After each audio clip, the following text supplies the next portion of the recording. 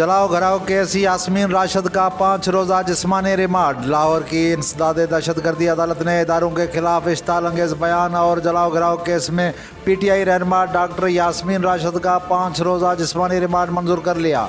इंसदादे दहशतगर्दी अदालत की जज उबरगुल ने मुकदमे पर समाअत की। पुलिस ने अदालत को बताया कि मुकदमे में बगावत और अवाम को फसादात पर उकसाने की नई दफात शामिल कर दी हैं।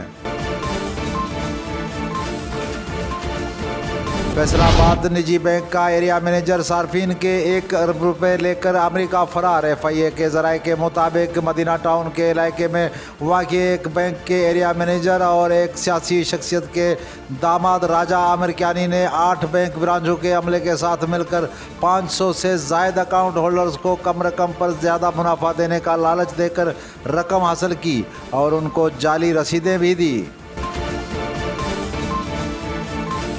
बिजली चोरों के खिलाफ क्रैकडाउन, दर्जनों गिरफ्तार, 17 करोड़ रुपए की जुर्माने। निगरान वज़ीर आज़म की हिदायत पर मुल्क भर में बिजली चोरों के खिलाफ ऑपरेशन के दौरान दर्जनों अफराद गिरफ्तार करके करोड़ों रुपए के जुर्माने किए गए।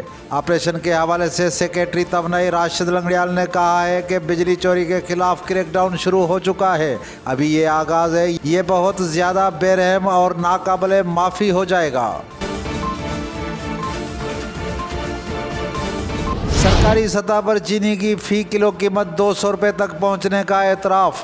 मुल्क की तारीख में पहली बार चीनी की फ़ी किलो कीमत की डबल सेंचुरी हो गई। सरकारी सतह पर चीनी की फ़ी किलो कीमत 200 रुपये तक पहुंचने का एतराफ़ कर लिया गया। इदारा शुमरियात के मुताबिक कराची और इस्लामाबाद में चीनी की फ़ी किलो कीमत 15 रुपये तक बढ़ी। एक हफ्ते में कोयटा में चीनी की फ़ी किलो कीमत 10 रुपये तक इजाफा हुआ। और सुपर 4 मरहले का दूसरा मैच आज श्रीलंका और बांग्लादेश के दरमियान खेला जाएगा। एशिया कप के सुपर 4 मरहले के आज दूसरा मैच श्रीलंका और बांग्लादेश के दरमियान कोलंबो में खेला जाएगा। बांग्लादेश सुपर 4 मरहले के पहले मैच में पाकिस्तान से 7 विकेटों से शिकस्त खा चुका है। इसके लिए ये मैच जीतना ज़रूरी है।